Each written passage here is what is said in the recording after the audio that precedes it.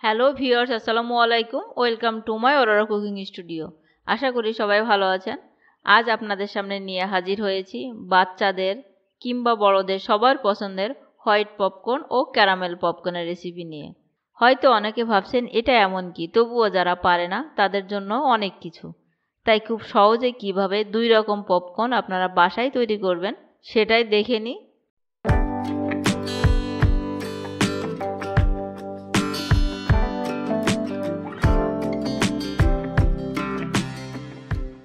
আজ আমি দুই রকম পপকর্ন ভাজার জন্য এখানে নিয়েছি 1 কাপ পরিমাণ ভুট্টা।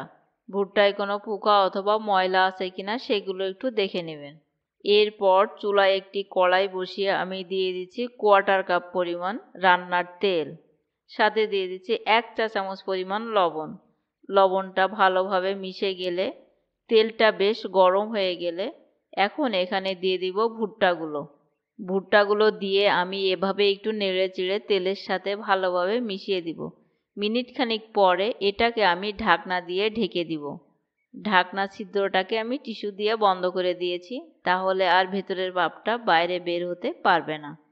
এই তো ভুট্টাগুলো কিন্তু আমার 2-1টা করে ফুটতে শুরু করেছে। এভাবে কিছুক্ষণ ওয়েট করবেন, আস্তে আস্তে দেখবেন সবগুলো ভুট্টাই ফুটে উঠবে।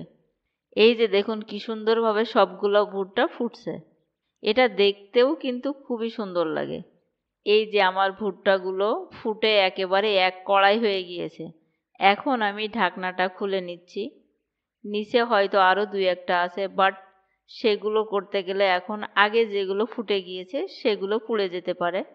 তাই 2-1টা ফুটা অবস্থায় চুলার জাল বন্ধ করে দিবেন। দেখুন সব ভুট্টাগুলোই কি সুন্দরভাবে ফুটে গিয়েছে।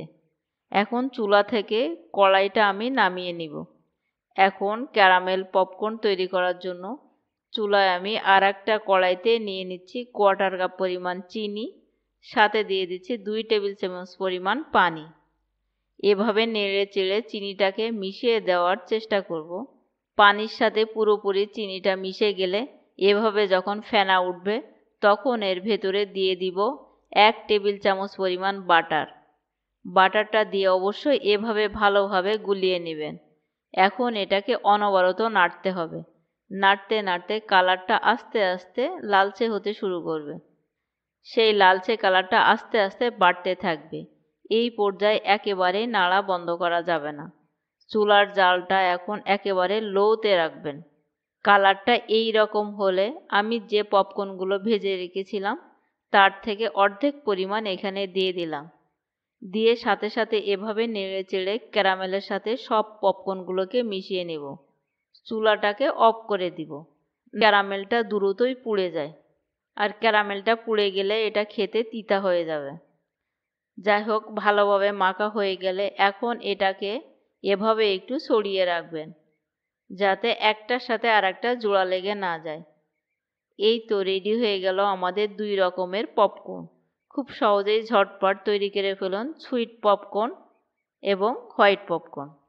তো ভিউয়ার্স, আশা করি আমার আজকের রেসিপিটা আপনাদের ভালো লেগেছে। কমেন্ট করে জানাবেন আর চ্যানেলটাকে সাবস্ক্রাইব করবেন। আল্লাহ হাফেজ।